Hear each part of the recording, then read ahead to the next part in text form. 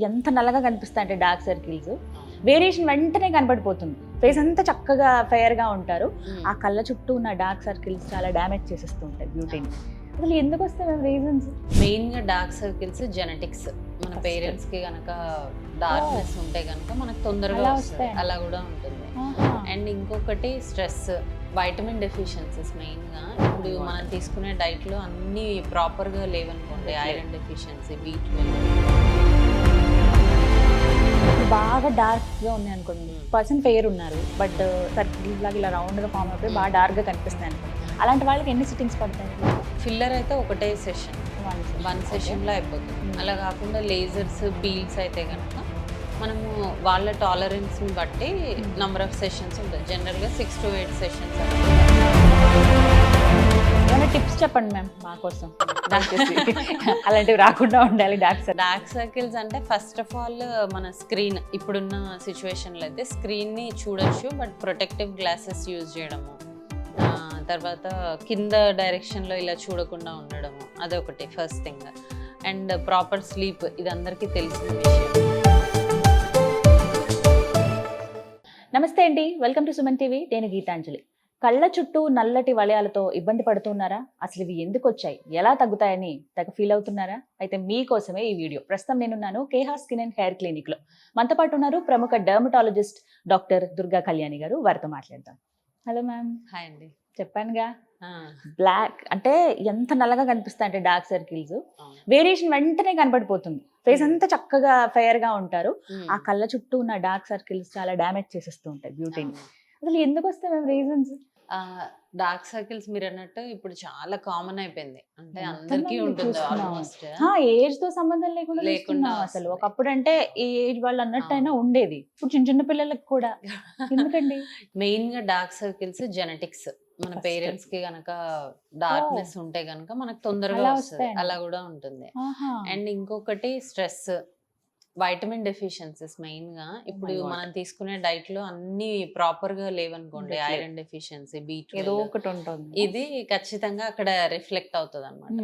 ఇంకొకటి ఏంటంటే ఎవరికైతే ఎటోపిక్ ఇండివిజువల్స్ అంటారు కదా, అంటే సీజనల్ ఎలర్జీస్ కానీ ఇట్లా ఉంటాయో వాళ్ళకి ఎప్పుడు ఐస్ కూడా డ్రై అయిపోయి ఇలా ఇలా ఇలా రబ్ చేస్తూ ఉంటారు అనమాట. సో వాళ్ళల్లో కూడా డార్క్ సర్కిల్స్ ఉంటాయి. ప్రాపర్ స్లీప్ లేకపోవడము, ఇదైతే అందరికి తెలిసిన విషయం, అందరూ ఫేస్ చేసేది. ఇంకొకటి స్క్రీన్.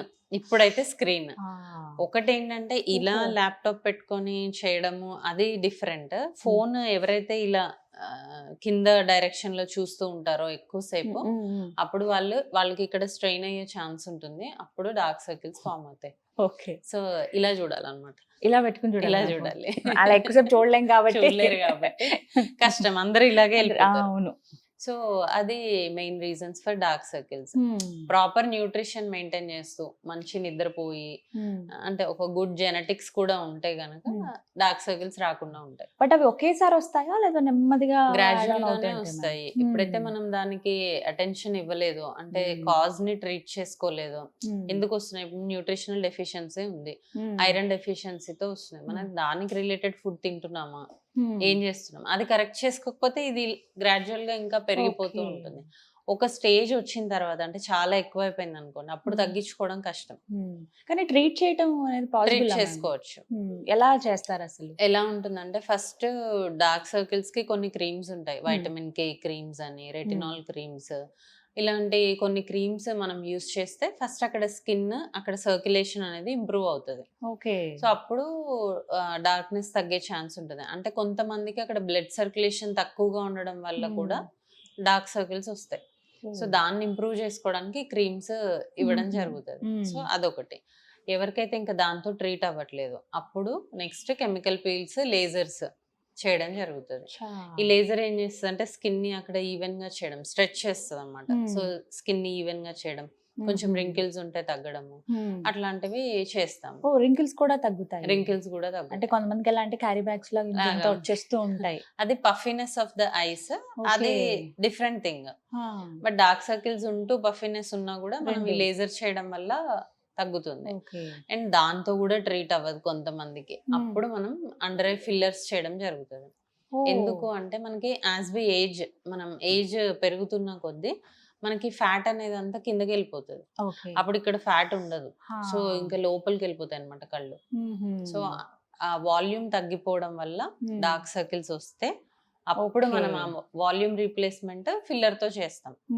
అప్పుడు డార్క్ సర్కిల్స్ అనేవి తగ్గుతాయి. ఇప్పుడు బాగా డార్క్ గా ఉన్నాయి అనుకోండి, పర్సన్ ఫెయిర్ ఉన్నారు బట్ సర్కిల్స్ లాగా ఇలా రౌండ్ గా ఫామ్ అయిపోయి బాగా డార్క్ గా కనిపిస్తున్నాయి అనుకోండి, అలాంటి వాళ్ళకి ఎన్ని సిట్టింగ్స్ పడతాయి?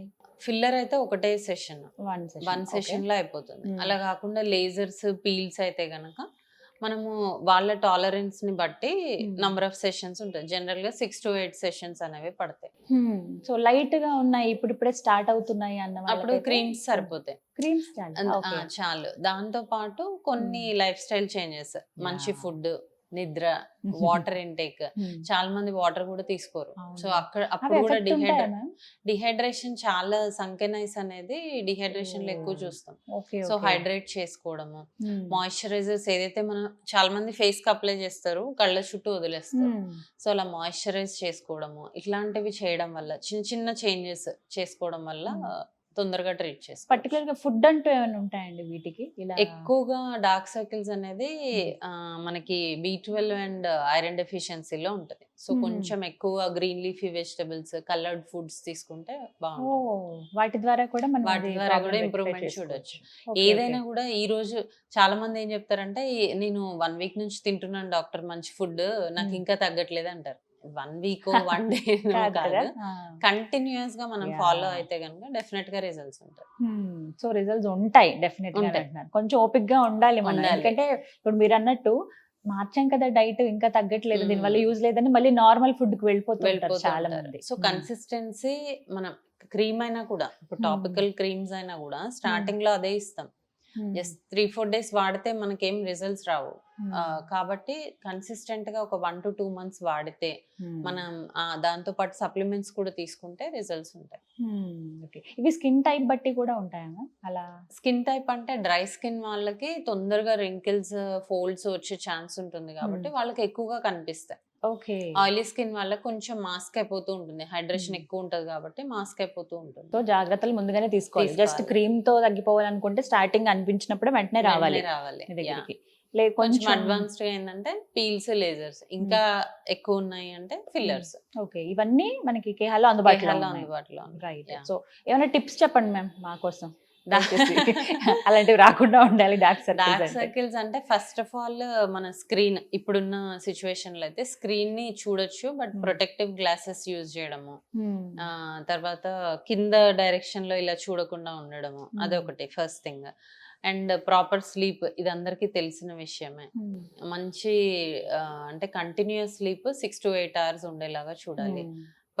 మంచి హైడ్రేషన్ మెయింటైన్ చేయాలి, వాటర్ ఇంటేక్, తర్వాత గ్రీన్ లీఫీ వెజిటబుల్స్ ఎక్కువగా తీసుకోవడము, ఇట్లాంటివి. యాంటీ ఆక్సిడెంట్ రిచ్ ఫుడ్స్ అంటే హై కలర్డ్ ఉన్న ఫుడ్స్, క్యారెట్, బీట్రూట్, పపాయ, ఇలాంటివి తీసుకుంటే మనం ఇచ్చే క్రీమ్స్ కూడా ఎక్కువగా వైటమిన్ ఏ బేస్డ్ ఉంటాయి. సో వైటమిన్ ఏ ఎందులో ఉంటది? Milk, meet, green leafy vegetables దీంట్లో ఉంటుంది. సో ఆ కైండ్ ఆఫ్ ఫుడ్స్ తీసుకుంటే తొందరగా ఇంప్రూవ్ అవుతుంది. ఓకే. ఈ మధ్య తెగ రీల్స్ చూస్తున్నాం మ్యామ్, ఓన్లీ డార్క్ సర్కిల్స్ వచ్చాయా ఈ క్రీమ్ వాడండి అని అంటారు, కానీ దానివల్ల ఏం యూజ్ ఉండట్లేదు. యూజ్ ఉండదు. ప్లస్ చాలా మంది ఏంటంటే ఓటీసీలో స్టెరాయిడ్ ప్రొడక్ట్స్ తీసుకొని వాడుతూ ఉంటారు. సో వాళ్ళకి టెంపరీగా రిజల్ట్స్ ఉన్నా కూడా తర్వాత అక్కడ స్కిన్ అంతా డ్యామేజ్ అయిపోయి ఇంకా ఎక్కువ పిగ్మెంటేషన్ తో వస్తూ ఉంటారు. అసలే కంటి చుట్టూ మళ్ళీ అదొక ప్రాబ్లం, సెన్సిటివ్ ఏరియా కాబట్టి. సో అలాంటివి ఓటీసీ ప్రొడక్ట్స్ వాడద్దు. రైట్. సో మీరు చెప్పిన టిప్స్ ఫాలో అవుతూ ఇంకా తగ్గుతాయి. లేదు అంటే కనుక కేహాలో మనకి ట్రీట్మెంట్స్ ఉన్నాయి. Right. Thank you so much doctor గారు. సో విన్నారు కదా, డాక్టర్ గారు చెప్పిన టిప్స్ ఖచ్చితంగా అందరూ ఫాలో అవ్వండి. మంచి విటమిన్స్ అవి ఉండేటువంటి ఫుడ్ తీసుకోవాలంటున్నారు. లేదు ఇప్పుడు స్టార్టింగ్ స్టేజ్ లో ఉన్నాయంటే కనుక క్రీమ్స్ తో మీకు ప్రాబ్లమ్ సాల్వ్ అవుతుంది కాబట్టి కేహాలో వాటికి తగ్గ క్రీమ్స్ అనేవి సజెస్ట్ చేస్తారు. లేదు ఇంకొంచెం అడ్వాన్స్ స్టేజ్ లో ఉన్నారన్నప్పుడు దానికి తగ్గ ట్రీట్మెంట్స్ కూడా కేహాలో అందుబాటులో ఉన్నాయి. వివరాల కోసం స్క్రీన్ మీద కనపడుతున్న నెంబర్స్ కు కాల్ చేయండి. నమస్తే.